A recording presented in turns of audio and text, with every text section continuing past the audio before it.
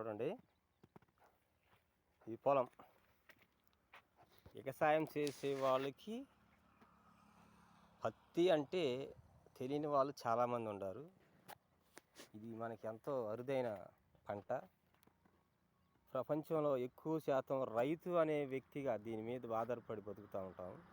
కాబట్టి మీరు చేసే ప్రతి పనిని తీసేసి ఎవరు మాట్లాడకూడదు. పొలంలో పైరేసి దాని వైపు చూస్తా ప్రతిరోజు చేనుకొచ్చి చూసుకోవటమే రైతు పని. పెట్టే రూపాయ వచ్చిద్దా రాదని దిగులు పడే, మానసికమైన యాతన పడే రైతుకి ఆ పంట వచ్చిన నాడే ఉత్సాహంగా ఉల్లాసంగా తిరగగలుగుతాడు. Thank you. గమనించి ప్రతి ఒక్కరూ లైక్ చేస్తారని నమ్ముతున్నాను.